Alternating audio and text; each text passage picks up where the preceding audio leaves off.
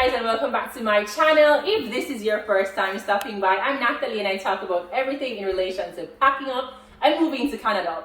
We are on the same clothes because we're still at Sean and Michelle's, where we filmed our episode where we were testing some different food and just having a good time. Now, I wanted to really just stop a minute to get some views from everyone here as to what their experiences were like job hunting in Canada and what kind of tips we can share with you.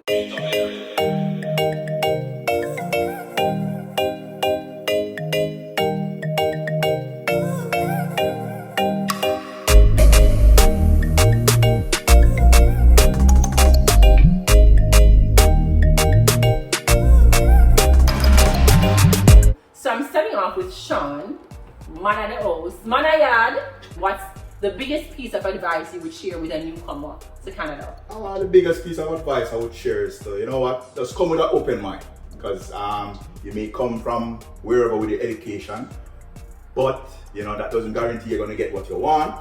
So just come with an open mind, right? And whatever job you can get, you take it and then work yourself from there. You may have to go back to school, right? And further your studies in order to get into the field that you want. And that's basically it. Just come with an open mind. Why Sean sees everything everybody wants to say? Anyways, thank you, Sean. When Nesbeth sang that I am a success story, he was referring to the one and only girl who's been hiding behind the scenes, cute face and summer body, Jody and Henry. Jody, welcome to my channel, back in the front and center spotlight. And you were definitely a success story. I am always tremendously proud of you. Of everyone, you are the biggest shot of all the shots. Oh, please. And we want to know more about your journey here as a newcomer, from you just entering the workforce until now, a whole big shot, a whole success story. Well, disclaimer, I'm not a big shot, as Natalie would say. But my start actually, in terms of my first job, was actually thanks to Natalie. So it's good to actually build on like friendships or persons you've known from the past to help you to get forward. So yeah, Natalie started out at an insurance company and she encouraged me to just give it a try as my first job. So I was always told that you have to be open, try new things. It might not be in the field that you want, but just always be open to that. So yeah, that's how I started there. But while I was doing that, I was doing my certification for audit. That's my profession. So basically to get myself more qualified. And once I completed that, I started the job hunt for my field. So based on what Jody said, first of all, she said, capitalize on the links that you have, the networks that you have, the friendships that you have. But then she also went ahead, she identified what she needed to do to get into her field here. And so you did a certificate. Yeah. Which certificate was that? That's a certified internal auditor. She did her CIA. How did you use that to get into auditing? So after I completed my CIA exam, so I just attacked all the job sites, Indeed, Monster. I signed up on LinkedIn and actually started to use it to build my network. And yeah, just applied as much as possible to entry level, supervisor level, manager level jobs, just anything in my field. And then eventually after a couple of interviews, couple of recruiters reached out to me. Nothing didn't really come out of those. But eventually I did land a job in my field that I started last September. And all I'll say is that I'm happy. I'll leave it at that. Not the big shot that Natalie is talking about, but I'm happy. My lips are sealed. Anyways, I'm so proud of Jody. Let me just say, not just because she's a big shot, but because Jody has also come on the channel front and center. She's always hiding behind the scenes, very much present in my episodes, but hiding behind the scenes. I know she come and she start talk, and we can see that she's a natural. And Jody's success story tells us all that you start out and you come to Canada and you know that you have a lot to offer. And you have to just tap into every single opportunity, be it a friend that you have, LinkedIn, Indeed, whatever it is, but tap into it and you can eventually be like Jody, a success story. And now we have my great friend from Lagos, Nigeria. Did my accent come out right?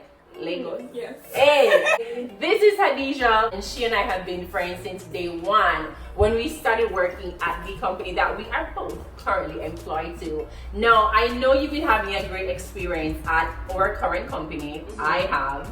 And I wanted to ask you because I know you started out with school and then you have been in a number of different jobs since that time. You've been here for like how long? Like 4.5 years. Okay, so you've had great experiences. Have you had any bad experiences so far? With job hunting, yes. There's kind of like one experience that stood out for me. So while I was still in school and just like trying to find something, I went through like they have like agency recruiters who actually help you look for really good jobs. And then on my resume you can see my full name, which is Hadija, and then my last name. And then she had recommended to me in person, asking me if I wanted to shorten my first name to like Hadi or HAD something. And I'm like, huh? You know, so that was kind of like, because it would be more kind of like approachable or easier for her to like find a better job for me if I had a different name that was easier to pronounce those ones. That's kind of like what, that was like the whole idea of the situation. Yeah. I don't like what that sounds. I know. don't like Imagine that if I use my sounds. Yoruba name. Yeah. So. Oh, you hold on, you have a Yoruba name? Yes, I do. I do have a Yoruba name. So what's your Yoruba name? Adibola. Exactly. Goody, come on, when it's Hadija, so Hadija should be like an easier name to pronounce. But Okay, so you had that experience. I don't like how it sounded because yeah. to me, why should you have to alter your name in any way to make people more interested, Right. to make them feel more comfortable? Right. Like, I don't like that. Like, your name is your identity, that's who you are. Why try to change this person's identity, right? So do you have any tips at all for other newcomers? Oh yeah. Yes. So tips basically: don't give up, don't shortchange yourself. Use your network a lot. Volunteer, especially if you're looking for like a particular field or you're interested in a particular field that you don't necessarily have the work experience or educational background. Definitely volunteer experiences. I did do a couple of that with things that I was interested in. And then yeah, leverage your networks. Go for what's it called? The fairs that they do. Career fairs. Yes. They have a lot of that. You can Yes. actually end up meeting people. If you're coming in through school, they do that as well, which is actually a little bit easier. So yeah. Yeah, and I'm happy that you pointed out about the job fairs because that's how I got my break here. That's how I made it into our company.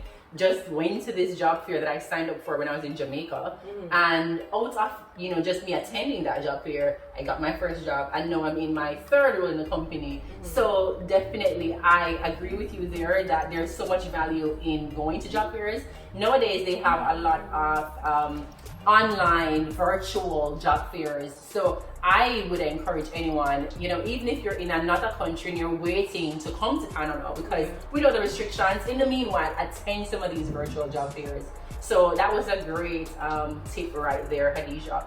I'm so thankful that you came back on my channel. Hadija was on my trailer, my channel trailer, with her and Jody in the back of the vehicle kind of dancing. So she has been featured only in a dancing capacity.